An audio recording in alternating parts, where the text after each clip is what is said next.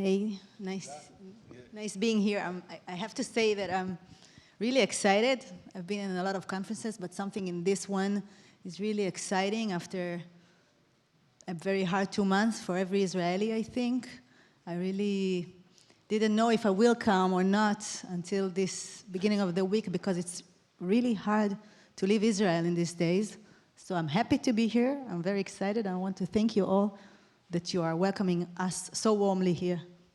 Hilla, this is operating? I don't know. Hilla, you're a legend in the Israeli ecosystem. You were one of actually the developers of Iron Dome. You were leading the Ministry of Science in Israel, and now actually you're saving Israel in creating a new fund, Safe Dome, which is like the economic Iron Dome, protecting Israeli startups from the lack of investments. Could you tell us a little bit personally about your journey from the 7th of October? I'll try to do it quickly.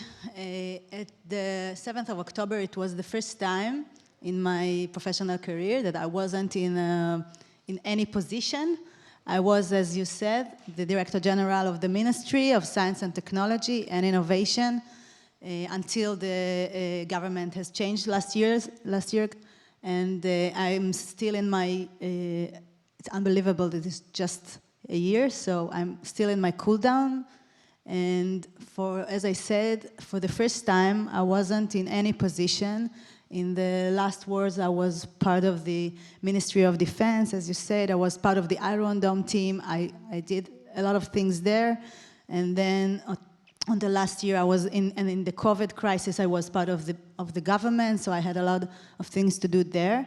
And like in the second day of the war, I was in my house with my 3 children. I live in the south, and we have soldiers in our city, and they needed help, so I went to buy some vegetables for them. That's what they needed, and I did whatever whatever it needs, like every Israeli, I think, in these days. But coming back to my car was a really hard moment. I really thought that I can do more using my experience for the for Israel and for the Israeli economy. And then I decided to come back home, take a blank paper, and I started to think, what can I do in order to make Israel winning the war and make Israel better after this worst day that we had just the day before. And I wrote down a few things that I thought that if I was still in the ministry, this is what I would do. And the Safe Dome was one of them, because we already have a tough year around the world, but especially in Israel, because of the political problems in Israel. So I understood that the young startups will be in a major problem, just waiting the holidays to end and to begin October and go for seed rounds. And I understood that this is the real pain point for the ecosystem. I totally agree with you that the pain point for an early stage startup is that you do not have the runway. You do not have enough time actually to keep developing without financing. I'm trying to understand. There's the Innovation Authority in Israel that came with a very generous actually program to fund early stage startup at this stage. How that fits into financing early stage startups, and how Safe Dome actually matches with this program? I will say that the Israeli Innovation Authority came with a great opportunity, but it only came after few initiatives from the civil economy came, like Safe Dome, and I will mention Iron Nation, which is like a sister fund for us. So after establishing these funds, the government came in, and it's aligned because when you get money from the Israeli Innovation Authority, you have to have matching fund from the private sector. And as I said, as mentioned here before, even though this is the right time to invest in Israel, it's really hard to get investment in Israel specifically, and for young startup more specifically. So we are like the matching fund for the Innovation Authority. Perfect. So it's a matching fund, so if I'm an early stage startup and I get from the Innovation Authority approval for my funding, I actually go to SafeDome or Iron Dome and ask to find for a matching investor. So how much the Innovation Authority due diligence process is something you would rely on? We will rely on the Innovation Authority. We think it's a good one. I have to say, in the last 2 months, we had more than 1,000 applications.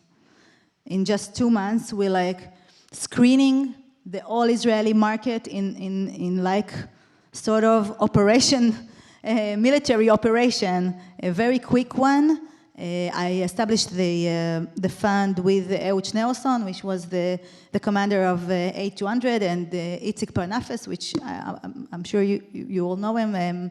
He was part of Battery Ventures, and like in 1 month, we saw more than 1,000 startups, or data about more than 1,000 startups in all pillars. A lot of them in climate, a lot of them in deep tech, because Israel governments in the last 3-4 years encouraged that. So we saw the seeds that we planted then. And if you have the due diligence of the Israeli Authority, it's something that we rely on.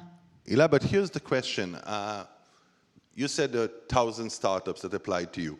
When Benny Moran came to me and offered and said, let's scout for startups for Restart IL, it was only 3 weeks ago, and it says, could we get 30 startups to attend to London? Would they travel? I said, we can get hundreds. And actually, we started soliciting for startups, and we got, in just 10 days that it was open for application, 315 applicants.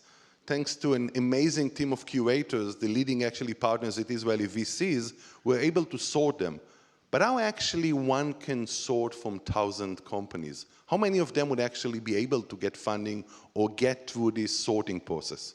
As I said, it's like SafeDome it's like a startup and a military operation. So we kind did a military operation. We work at night. We were a few teams scanning the data. We got more than 100 meetings with almost 100 startups, and we are still doing it, and we'll finish it, I hope, in the next 2 to 3 weeks, meeting them all and understand in which companies are fundable. As mentioned before, it's not a donation, it's an investment.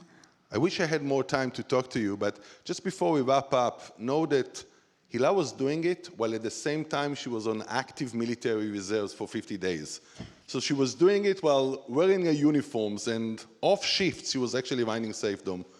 Thank you so much for your cooperation. I would like to use this platform to say a last thing. As you can see, our reserve military, almost 30% of every startup are in reserve.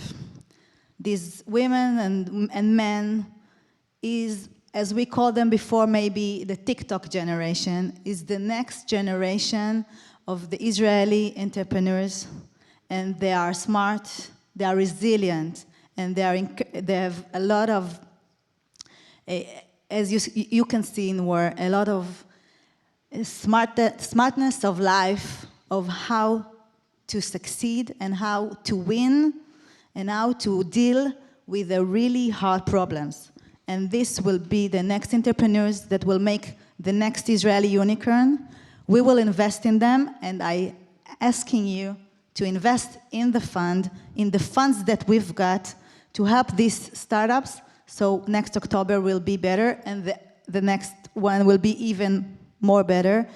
I really think that the Israeli ecosystem will will pass these times and will be greater and better than we ever known. So thank you, and thank you so much, eagering you to invest. And now it's a coffee break.